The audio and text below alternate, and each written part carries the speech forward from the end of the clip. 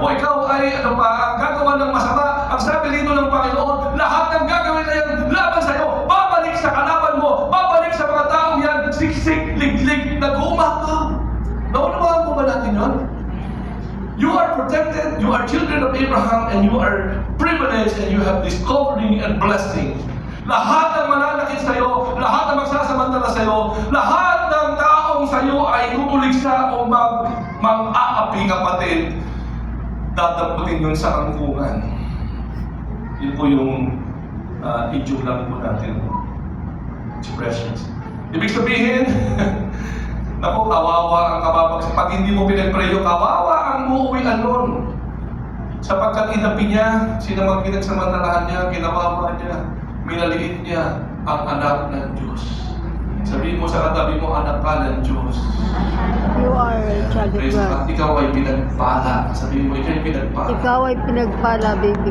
Out into a good, spacious land flowing with milk and honey. Ako'y napababa dahil natin ko yung palaghoy, dahil inaapi sila, dahil sobra silang sinaktan. Hindi ako makapapayag ng gano'n. Kaya ako'y bumaba upang sila'y kasi naman gano'n, kasi naman ganyan. Akala ko kasi gano'n. Ang bihira, ito ngayon tayo, na-scam tayo, na-udol tayo. Paano na kayo ang buhay natin? Ang sabi ng Lord, be still and know that the Lord will fight for you.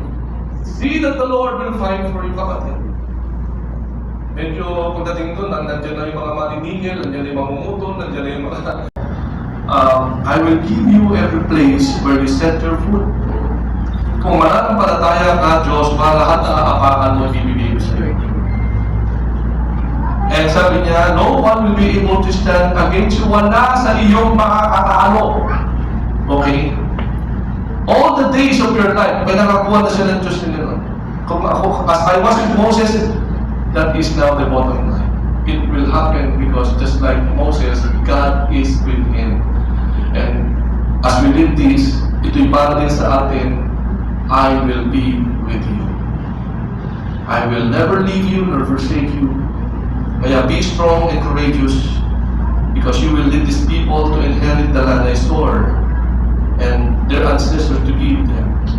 Huwag kang matakot na humayo. Malapit na June 12, malapit na mga hayo-hayo, malapit na may mga kailangan ng EC2S, EC2S group, marami mo tayo sukat at lahat ng higit pa sa kaya mong ihingin at i-imagine, kayang ibigay ng Diyos sa atin according to His power that is at work within us. So yung pala i-activate mo lang, there is already this power na ibinigay ng Diyos sa atin. Nandito na pala yung Espiritu na kung saan ibinigay sa atin, and all for the glory of His church and Jesus Christ throughout all generations. At lahat po ito ay nais gawin ng Diyos for His glory and for His Son, Jesus Christ, and through all generations. So kaya naman, empowering us to do things we cannot achieve on our own. And it shifts the focus from our own human limitations to God's limitless power of working within us to fulfill our life's purpose. Hindi ikaw yan. Diyos ang gagawa ng mga imposible, mga makapangyarihan, na mga bagay para sa iyo or to fulfill His purpose in your life. All you have to do and need to do is to just walk in it, walk through it. Lakaran mo ang sinabi ng Diyos para sa iyo. Kaya sa atin po, huling punto na po ito, 3 punto na lang, yung God, our enabler, through strength and endurance, and through divine grace, and through the Holy Spirit. Unahin lang natin itong through strength and endurance, na kung saan, ang ibig sabihin nito, God stepping into human weakness to provide physical, mental, and emotional power. Nang hihimasok na ang Diyos kung saan ka mahina, upang bigyan ka ng kalakasan, upang bigyan ka ng katalinuhan, upang patibayin ka emotionally. Hello? Siyempre, sa panahon na to, madami po talaga ang may mental about. And then number 3, the primary agent of God's power, allowing believers to manifest spiritual gifts and bold execution. Yung may tapang, yung may lakas, hindi yung parang mamamatay na, hindi yung parang nagumagapang na lang, hindi, with bold execution. Tingnan natin ano nangyari kay Bezalel, sabi po rito sa Old Testament, he has filled with the Holy Spirit of God, with what? Skill, ability, knowledge. Both of them, Oholiab, the ability to teach others, hindi ang galing mo, hindi ang talino mo, hindi ang skill mo. Kung ano man ang papagawa ng Diyos sa'yo, bibigyan ka niya ng kakayanan na magawa mo yung pinapagawa ng Diyos. Hindi ikaw yon, kundi sa pamamagitan ng Diyos. And ito po ay sinishare ko po ito sa anointing po pagka may CLTV. So sabi dito, the Spirit of the Lord came upon him, Othniel, and he judged Israel. The Spirit clothed Gideon with himself, and Gideon defended Israel. Ano pa po? Makikita natin ang galaw ng Holy Spirit. The Spirit moved Samson to act of supernormal. Grabe. Kaya niya buhatin yung isang buong kotse nang walang kahirap-hirap. And because it is not him, it is not his muscle, it is not his own human strength, but it is the supernormal strength comes from the Lord. The Spirit of the Lord came upon Jephthah and delivered Israel foes into his hand. Yung isang tao ito, kaya niyang iligtas ang buong sambayanan ng Israel. Isang tao lang, pambihira naman.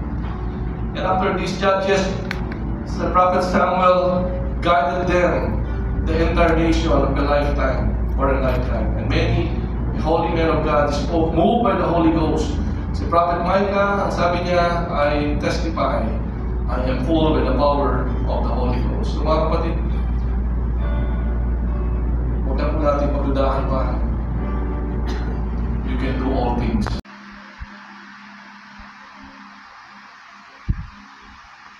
O ikaw ay gagawa ng masama, ang sabi dito ng Panginoon, lahat ng gagawin na yan laban sa'yo, babalik sa kalaban mo, babalik sa mga taong yan, siksik, liglig, nag-uumakaw. Naunawaan mo ba natin yun? You are protected, you are children of Abraham, and you are privileged, and you have this covering and blessing. Lahat ng mananakit sa'yo, lahat ng magsasamantala sa'yo, lahat ng taong sa'yo ay tutulig siya o mang-aapi kapatid, dadamputin yun sa kangkungan. Yun po yung idiom lang po natin. Expressions. Ibig sabihin, naku, kawawa ang kababagsak. Pag hindi mo pinagpreyo, kawawa ang uuwian nun. Sapagkat inapi niya, sinamang pinagsamantalahan niya, kinawawa niya, minaliit niya ang anak ng Diyos. Sabihin mo sa katabi mo, anak ka ng Diyos. You are a child of Praise God. God. Ikaw ay pinagpala. Sabihin mo, ikaw ay pinagpala. Ikaw ay pinagpala, baby. At lahat ng higit pa sa kaya mong ihingin at i-imagine, kayang ibigay ng Diyos sa atin according to His power that is at work within us. So yung pala i-activate mo na, there is already this power na ibinigay ng Diyos sa atin. Nandito na pala yung Espiritu na kung saan ibinigay sa atin, and all for the glory of His church and Jesus Christ throughout all generations.